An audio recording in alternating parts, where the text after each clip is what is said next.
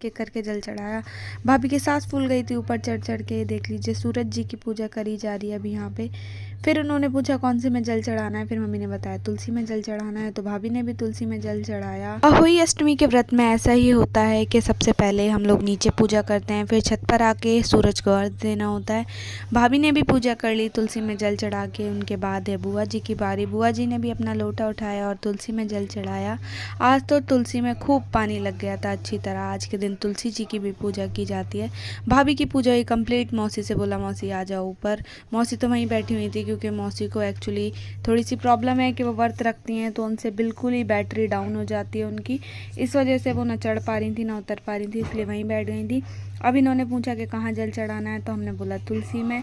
देखो ये ऐसे कर रही हैं जैसे फ़ोटो खिंचा रही हूँ। इस पूजा के हो जाने के बाद ये लोग नीचे जाएंगे और अपनी अपनी थालियाँ ले लेंगे। देख लीजिए पीछे बुआ के पैर छू रही हैं भाभी। ये देख लो तुलसी में बोला था लेकिन दूसरे पौधे में जल चढ़ा दिया। यूँ बोल रही थी कि तुलसी तो पूरी भरी चुकी है, दूसरा वाला सोचेगा कि मुझे तो पानी पिलाया ही नहीं आज। इनकी भी बातें निराली हैं। अब यहाँ पर सभी लोग एक दूसरे के पैर छूते हैं जो जिनसे बड़ा होता है। तो यहाँ सबसे बड़ी है हमारी बुआ जी, ग्रीन सूट वाली, तो सभी लोग इनके पैर छू रहे हैं। देख लो मौसी ने मेरे से फिर गले मिला और उसके बाद मैंने मम्मी से, मतलब मेरे को भी सभी लोग ऐसे ही इज्जत दे रहे थे। छोटी हूँ तो मेरे से सब गले मिल रहे थे और अगर मैं बड़ी होती तो सब मेरे भी पैर छूते। उसके बाद सभी के पैर छुए, एक दूसरे के गले मिले। उसके बाद जाना था नीचे। देख लो यहाँ पर सब हैं और मौसी के गले मिली फिर बुआ जी। उसके बाद चलते हैं सब लोग एक एक करके नीचे। उसके बाद सभी लोग नीचे चले गए। बुआ अपने वाले रूम में जाकर वहाँ की सफाई करने लगी। देख लो सभी की थालियाँ उनके घर पहुँचा दी। उसके बाद लगाया मैंने मौसी के महावर, क्योंकि बोल रहे थे कि शगुन होता है और ये करना चाहिए। बुआ ने तो पहले ही लगा लिया था मॉर्निंग में अपने। उसके बाद मैंने लगाया मौसी के महावर और मैंने बहुत अच्छा महावर लगाया था, लेकिन फिर भी ये लोग बोल रहे थे कि अच्छा नहीं लगाए। तो मैंने इनसे बोला कि मैंने सिर्फ लगा दिया है, मुझे कौन सा ऐसे लगाने का एक्सपीरियंस है, लगा रही हूँ, ये बहुत बड़ी बात है। और तो कोई लगा भी नहीं रहा था और मौसी को आता नहीं है लगाना। मौसी ने बोला तुम किसी की बात मत सुनो, मुझे अच्छा लग रहा है तुम लगाती रहो।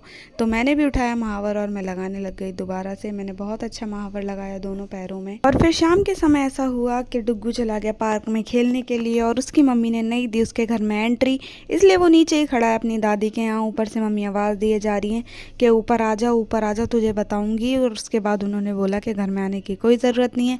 उसके बाद हो गया पूजा का समय। जैसा कि पता है क्या हुई अष्टमी के दिन तारों को देखकर व्रत खोलते हैं और जैसा कि पता है करवा चौथ के दिन चांद को देख के।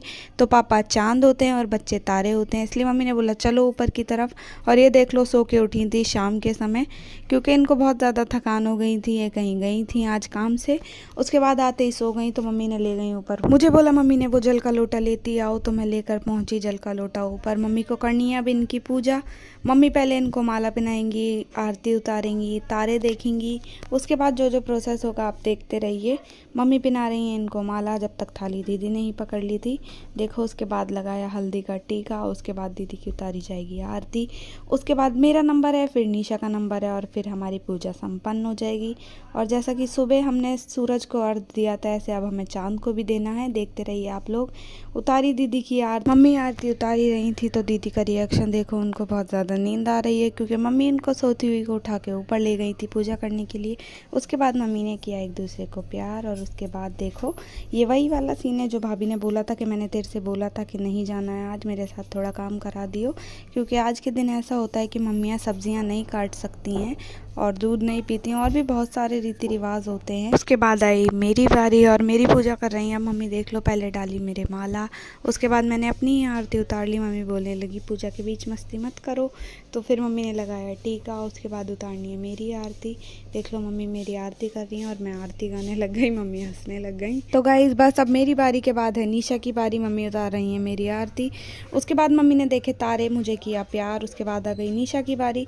निशा को पहनाई माला। उसके बाद निशा की आरती होएगी, टीका लगाया जाएगा। देख लीजिए आप, निशा की हो रही है अब आरती। उसके बाद लगाएंगी मम्मी उनके टीका। लग गया टीका। और निशा की तो आदत आप जानते ही हो कितनी ज़्यादा वो मजाकिया पर्सन है कि सभी को हंसी दिलाती रहती हैं, लेकिन पूजा के बीच उन्होंने कोई ऐसी वो बात नहीं की। और इनको देख लो, इन्हें तो कुछ ज़्यादा ही नींद आ रही है। उसके बाद मम्मी ने देखे तारे, निशा को भी किया प्यार। अब पूजा हो चुकी है बस संपन्न। अब देखिए जैसे सुबह सूरज को अर्घ दिया था ऐसे ही अब चांद को अर्घ दिया जाएगा। दीदी बार बार मुंह धो रही थी क्योंकि उनको कुछ ज़्यादा ही नींद आ रही है। देख लीजिए मम्मी ने रखे चावल और उनके ऊपर डाल दिया पानी और देखा फिर तारों को। और देख लीजिए यही होता है अर्घ देना। मेरे को भी नहीं पता था इसका मतलब। मेरे को मतलब हर बार ये है कि हर बार ही भूल जाते हैं कि किस तरह पूजा होती है। मम्मी ने देखा तारों को, उसके बाद मम्मी ने विश मांगी और उसके बाद पूजा हुई संपन्न। निशा है यहाँ पर, दीदी है यहाँ पर। उसके बाद मम्मी का व्रत खुलवाना है तो लेकर आए थोड़ा सा जल, मम्मी को पानी पिलाया मतलब कि। और देख लीजिए दीदी ने पिलाया सबसे पहले, उसके बाद निशा ने पिला दिया।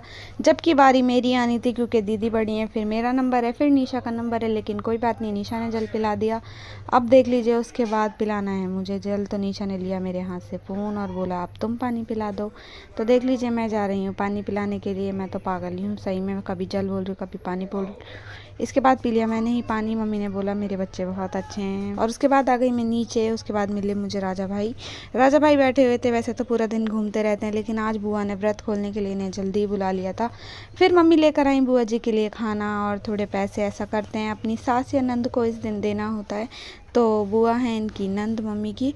उसके बाद दीदी का फ़ोन आ रखा था घर, दीदी यानी बुआ जी की लड़की। फिर उनसे बात कर रही थी, इतने मम्मी ने छू लिया पैर। और बाहर फूफा जी बैठे थे, अब उनके भी पैर छूने हैं। देख लीजिए आप, उनके बगल में बैठे इनके लड़के। उनसे कुछ नहीं बोला क्योंकि वो तो छोटे हैं। खा ले मम्मी खाना। Thank you so much for watching.